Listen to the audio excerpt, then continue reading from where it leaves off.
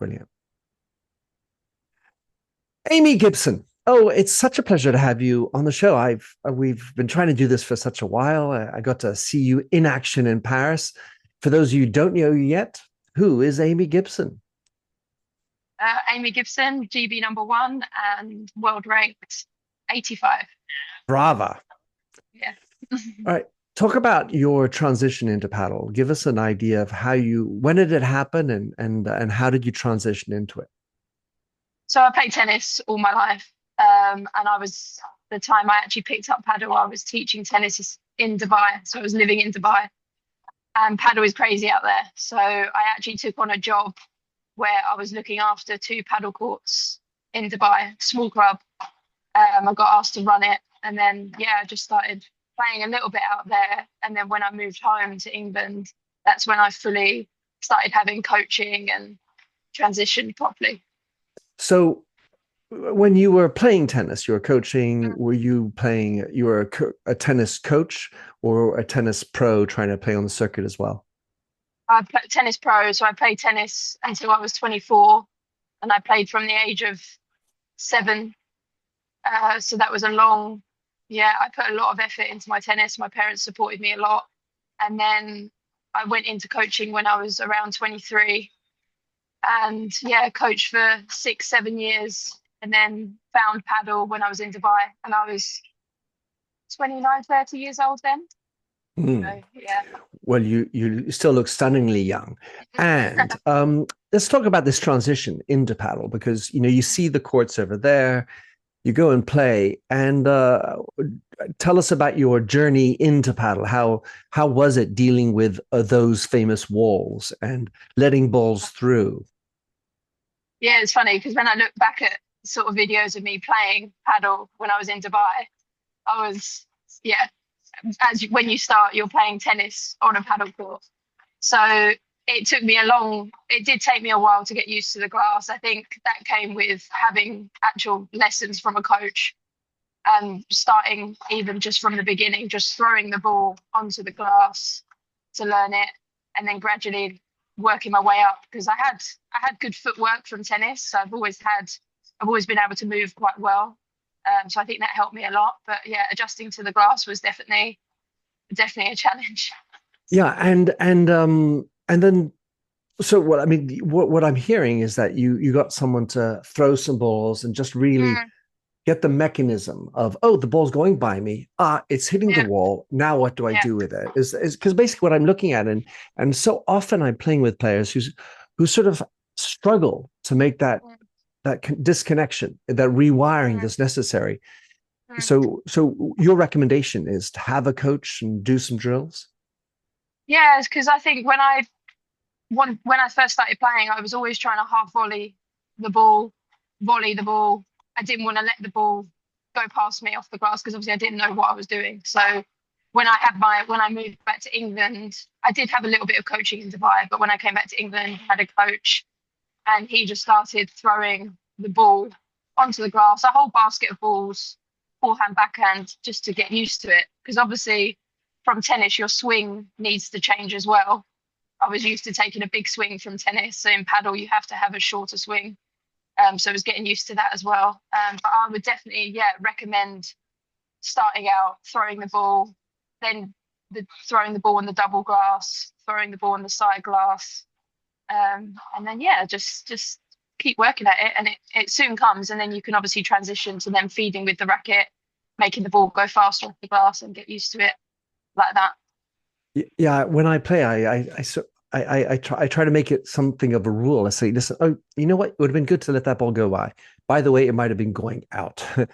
Mm. But half volley or volley when you are around the service line is a silly idea. Would you not agree? Generally, Genuinely, but watching a lot of the top players now, they are stepping in front of that line, and they're not always letting the ball hit the glass. that's right. Because Um, especially it can be slow, right? The ball goes through, yeah, then it gives them too much time at the net to really be at yeah, position. yeah. If you watch a lot of the men's game, they are stepping in front of the line to block. But yeah, obviously on some balls, it's very important to let the ball hit the glass because it gives you time.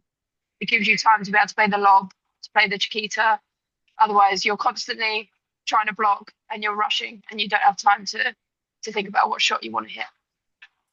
Do you coach as well? Are you coaching players occasionally? In paddle, Yeah. yeah, when I first started, I was teaching and playing. So I taught a little bit at a club in Malden, and then I was teaching paddle at Stratford Paddle Club for a little bit. And then, yeah, as my schedule has got busier, it's difficult for me to coach and be able to do what I'm doing. So I'm hoping I will go back into coaching maybe one day after. So you mentioned in the men's game, and for Mm. sure there's a speed. I just had Juanjo Gutierrez on my podcast talking about the how the game is becoming more physical, stronger, specifically in the men's game. Anyway, Yeah. how do you what do you look for? How do you find inspiration and learn? I mean, other than just going and do your 2 hours of training every morning or whatever. Yeah. I love watching paddle. So I have learned a lot of my paddle from watching just the Premier Paddle girls. I've watched so many matches, and yeah, I'm left-handed, so I like to watch Paula Josemaria, for example. She's Who left-handed. also you're both comparable size as well. It's Yeah, a sort of a yeah, nice yeah, combination. yeah. But yeah, I would, yeah, if you're starting out, I would definitely recommend watching because I've learned so much just from looking at their positioning, looking at what shots they're playing, and then you can go onto the practice court and actually just try it out a little bit. Yeah, definitely watching paddle. I've learned a lot. Well, as opposed to watching the men you were talking about, because my Men, my yeah, instinct would say when I watch a Tapia or a Cuello mm, charging the net, doing half volleys and volleys, well, yeah, yeah. yeah. It's not realistic. Yeah, so I think the women's game is a lot more tactical than the men's game. If you watch the women's game, the rallies are obviously a lot longer because we're not able to smash as much as the men. But yeah, the men at the moment, the top men, they're, as you said, stepping in, half volleying. Usually, when the lob is short, the point is over. So yeah, I would say the men's game is a lot more aggressive than the women's. If you take one of those things you learned by, let's say, watching Paula, Mm. Josemaria, do you sort of focus on one shot that she's making? How do you transfer from watching to the court into your game? What is there a specific mechanism that you follow? Well, she has a double-handed backhand like me, and it's coming more into the women's game now. I'm seeing quite a few women Well, have there are even double-handed backhand. Momo Gonzalez Yeah, and Cuello. They both Guido have does a it. double. Yeah. Yeah. So I sort of watch. I watch how she changes the pace of the ball because she doesn't always. She has a great smash, but she's able to change the pace all the time. She maybe will play one volley slow, and then the next volley is with a little bit more power. Um, and yeah, I just like to. She hustles around the court, and I like to be that sort of player. I mean, if you watch me play, I'll always chase every ball down. So I like to sort of, yeah, when I watch her, I try and copy what she's doing a little bit. Well, she's a force to be reckoned with. Yeah. One of my observations about the pro game that you're playing is is the need for variation and deception, Mm. because especially at a certain pace, it's balls are easy or Mm. easier to pick up, Mm. pick off. And so to what extent do you feel that this has been part of the change in the game and or should be part of your game? Yeah, so I'm feeling at the moment that I'm playing a high level, so I'm playing mostly girls weekly that are inside the top 70. And I'm sort of finding that I'm at the similar level to these girls, but I think what makes a difference from this level of being top 70 to top 50 or top 40 is they have a little bit more firepower, I think. They're able to finish the point. So that's something personally I'm working on. As a left-hander, I can be a little bit more aggressive on the right-hand side. So yeah, I think I'm a quite aggressive player, but I'm working on them at the moment, trying to find that ball where I can look to finish because I think that's what's going to take me from this level to the next level. Yeah, el matador, el remate. Yeah, yeah. Um, the challenge of decision making Mm, and something that is probably obscure to most amateurs is this idea of the sequences. To what extent do you work on sequences? Is that I mean, obviously you're playing on the right, left-handed. Maybe there are some specific elements to that, but to what extent do you work on sequences? And do you think that that's something that amateurs should be thinking about? yeah, definitely. With my coach, we work a lot on uh, when I serve, what is my next volley going to be? My first volley is really important. So we work on serve first volley, where you're going to return the serve, have it clear in your head where you're going to return. Because I think having a clear plan of where you're going to play the ball really helps when you're in the point. But yeah, sequences, it comes more, I think, if you can train with your partner, I think you can practice that sequence work. But a lot of the time I am not able to train with my partner. So it's difficult to practice us working as a team. But I think once you get to that higher level, you're able to, train with your partner more. And if you watch the pros, they know exactly where their partner's going to be hitting the ball. So I think, yeah, more at the top level, they practice that. But individually, I do work on, yeah, where I want to place the ball on each shot. So, for example, and I suspect this will change according to who you're playing, but you'll say, "I'm going to serve down the line, and then if the volley comes to my forehand, this is what I'm going to do down the middle. If it comes to my backhand, then I'm going to go cross court, or I Yeah, don't know." yeah, Is do you have sort of patterns like that that you create? yeah. So when I serve, I always tell my partner where I'm going to serve. So if I'm serving to the glass, usually that next volley will go to the middle to make that same player move. If I serve to the tee, then my next volley will look to go to the corner. To either Um, side. I mean, it could be yeah, the either side. returner. Yeah, Yeah, exactly. yeah. Usually try and make the same player move because the other player is standing there ready, waiting. So it's good to move that same player for a couple of shots. I like that. Mm. Um, we're going to get to partners in a moment, but how you prepare your game? To what extent is it possible in the pro level when you're faced with a 17 and an 80, say seeded players? Um, do you say, well, oh, well, the 80th seed is the one we should target more? Or is it really always a case by case? Yeah, I mean, I think after, like I did when you were watching me in Paris, played against the number, I think 74 and 80, maybe. But in that instance, I felt like the 80 was stronger than the 74. In But the I think day happens, right? on the day, yeah. And I think you only work that out after a few games. It Mm. depends, as you said, what day they're having. And some players have more weapons than others. So it's trying to, you know, in those first few games, really work out what the strengths are and what the weaknesses are. So let's talk about the communication. Naturally, I'm going to suspect that this will depend on who you're with, but Mm. talk about what's type of communication you have. You're right now in Copenhagen, I believe, in Denmark Yeah. anyway, Yeah. and you're establishing communication with your partner. You may or may not have had many opportunities to play with her in a prior tournament, but what's your sort of approach to communication with your partner? So at the moment, I'm playing with the Portuguese. So we speak English on the court, Não fala which português. which isn't always easy for Katerina because it's not obviously her first language. And but we've been playing together for a few tournaments now, and obviously she had to adjust playing with a left-hander because the middle is very different when you're playing with someone that's left-handed. Isn't that Um, so?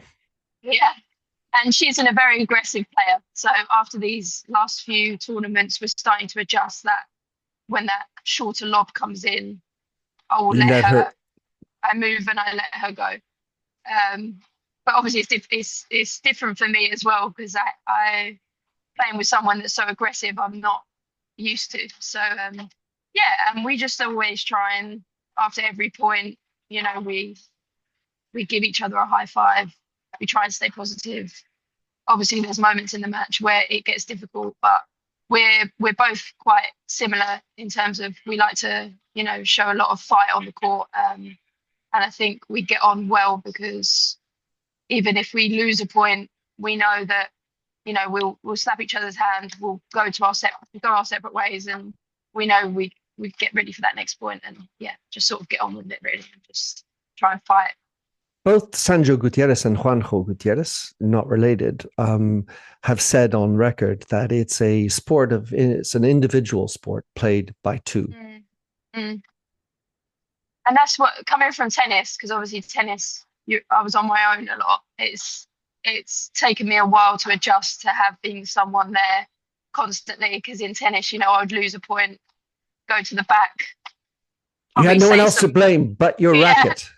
yeah, exactly. And now I have to think, no, like I have someone there that's there to support me when I'm feeling down or yeah.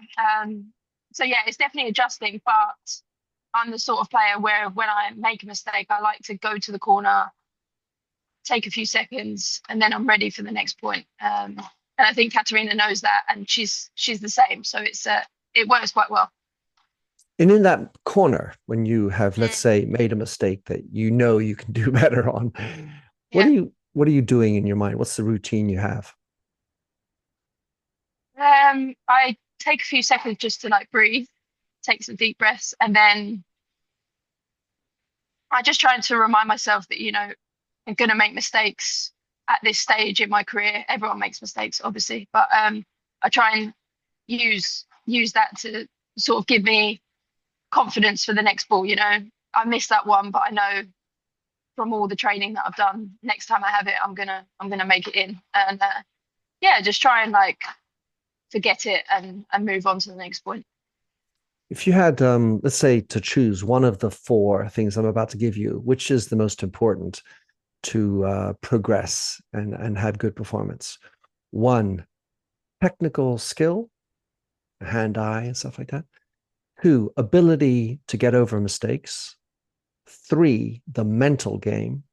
And four, physicality. Um, Mental, I think. Yeah, because I think in technique you don't have to have the perfect technique. Everyone's got their own styles of play.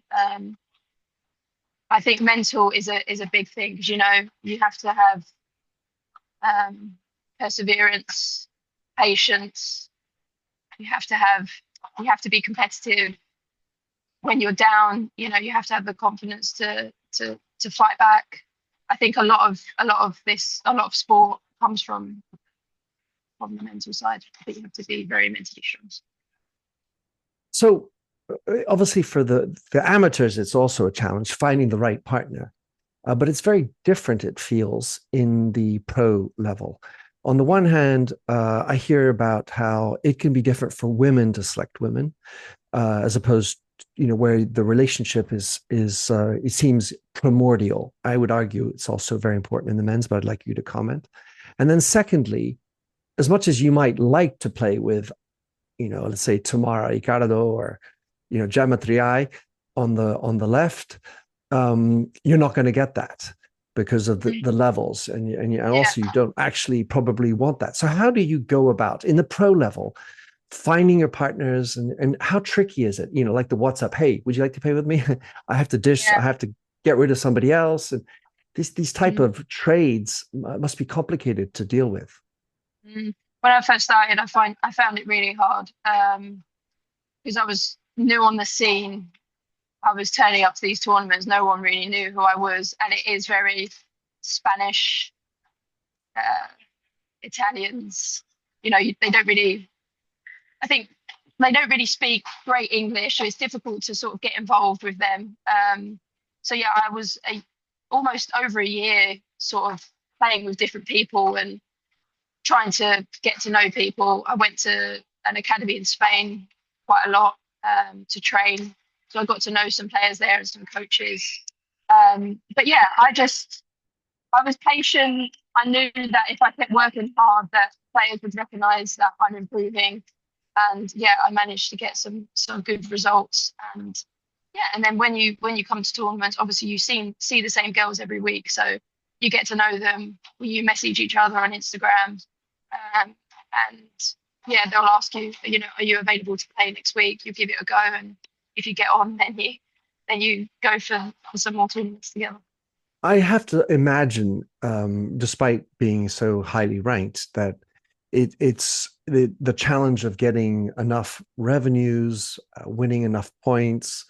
Yeah. You end up having to really look at your calendar, what you Mhm. can afford to do in terms of what's the right approach, where how many points you're going to get. Because if you go for a P1, great, yeah, a lot of points, but got to get in, Yeah. and finding your calendar, mixing feasibility, logistics, getting a partner, and points. It's Yeah. a lot of things to put together. Yeah, it is a lot. And not only do you have to perform when you get there, you have all of this other stuff to think about, hotels, flights, as you said, finding the partner, choosing the right tournaments. Um, yeah, as I said, it's not easy, but if you can try and find someone that's sort of on the same mindset as you, same sort of goals. I mean, I know Katerina is, she's taking this very professionally. She wants to improve her ranking.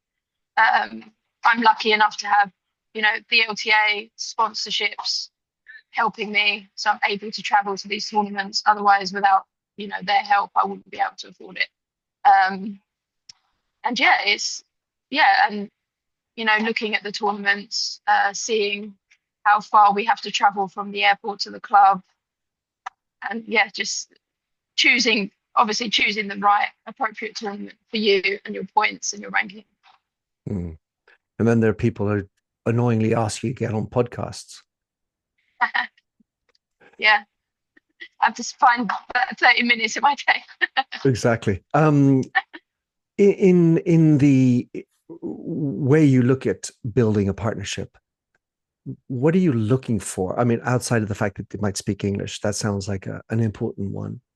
But how do you qualify? What are the sort of the elements you're looking for? Obviously, knows how to play the left. That's another thing because you're a left-handed player. So that's sort of two easy marks. Speaks But then English. speaks English and plays on the left. Yeah. I mean, are those the two primary categories? Uh, And then what else do you look for? Someone that, so for me, I like to try and look for an aggressive player on the left. Because as I said, I mean, I am aggressive, but I think on the left, I definitely need someone that is not afraid to go for their shots. Um, for me, I really look for professionalism. So someone that is as professional as me, taking it Says what seriously. says what she does what she Yeah, says, that kind yeah, of a thing. yeah. And also like being able to get on with someone on and off the court. I think that's a big thing because traveling to these tournaments, I'm traveling alone most of the time. But when I arrive at the tournaments, I like to feel comfortable with the person that I'm with. Um, so yeah, that's a big thing because you do spend a lot of time with them off of the court as well. So that has to be an important thing. So, talking about the pros again, who are the pairs that you most admire? Not just the individuals, but the pairs. What jumps up to you as being a sort of model pairs? Paula and Ari, I think, they've won multiple tournaments together. And I think, right now they're having some losses against Gemma and Delphi, the new pair. But I still like how they're sticking together. You can see that maybe, they've got to knuckle down even more now and work harder to improve both of their games. But no, I like them. They've been together a while. They stick with each other. They're both very professional. So yeah, I really like them. But I also like Delphi and Gemma. I think this pair is quite exciting to watch. Um, and yeah, obviously Gemma is a legend and she's able to, play well with any partner it seems. So it's Yeah. yeah. One of the ideas that I hear a lot about is, well, we want to build a project. So I'm going to play with this partner, and what's our proyecto? What's our project? When Yeah. you're vying for number one, it feels obvious, but Mm. you're not yet vying for number one. But how do you construct that project with your partner, especially since you have to sometimes change partners according to the tournaments? Yeah, so I would say I haven't really like done a project with anyone yet. I was saying this to someone the other day. I think that at the moment I am, playing with different people at this level. I think when you're in that top 50 bracket and you're playing Premier Padel, it seems like a lot of the pairs stick together a little bit. Um, so I would say don't necessarily have a project, but with Katerina, we decided to do 1 month together, and in that month, we our goal is to both try and play Premier next year. So this year, we're really fighting to try and get consistent results, and just try and build our rankings up as much as we can. That's great. Well, I mean, there was a rash of pair breakings in Paris amongst the men, which Mm. was quite surprising how quickly, how I would say almost impatient some of the players are. And it seems, and a quote, or at least feedback to me, knowing how to deal with the losses and to get through that actually should reinforce the strength of the bond. Mm. Yeah, I think so because you can have all these amazing wins and it can feel great, but um, having tough losses is it's such a mental battle because after that, you've got to pick yourself back up and go into a new week and be ready. Me and Katerina, we've had a couple of last week we lost in the semi-finals in 3 sets. The week before in Jersey, we lost in 3 sets in a tough battle. So yeah, since those matches, but I think it's good to experience tough losses together because then you're able to become stronger together and know what you need to work on. Yeah, I mean, in life in general, I think it's really important to know how to get through hardship and Yeah, not sort of crumble at the first fall. yeah. And then it's playing me and Katerina, we've had some good results, but then it's also, you find out a bit more about your partner when you're not maybe having such an easy time on the court. So we're still learning that about each other, how I can build her up, how she can build me up when we're in those difficult moments. All right, Aimee, what's your favorite shot? My favorite shot, Chiquita. Nice. And what is the shot that you're most working on right now? Smash. The smash, por tres. Yeah. When you don't when you're aiming for a portres, to Mm. what extent do you feel you need to get it out of the court, or are you trying more to get it back onto your side? Obviously, in some tournaments, you can't play out of court. So if you have a short lob, it's good to go for the portraits because if you get it, the point is over. In Premier Padel, I think now these players are so good at running out of the court, it's actually a lot. I can see a lot of the players are trying to bring the ball back over the net. But yeah, I think if it's a short lob, you should try to go for the portraits. Um, and also, if you have a player that's moving forward when you're about to smash, you also have, The you need to change deceptive, it. You need yeah. to change it and hit the deep smash to the feet. Um, so it's all about, where your opponent is, how confident you're feeling. Hmm. Yeah. Brilliant. What's the future of paddle in your mind, Aimee? My future. Yeah. Yeah, so I said I wanted to break the top 70 by the end of the year.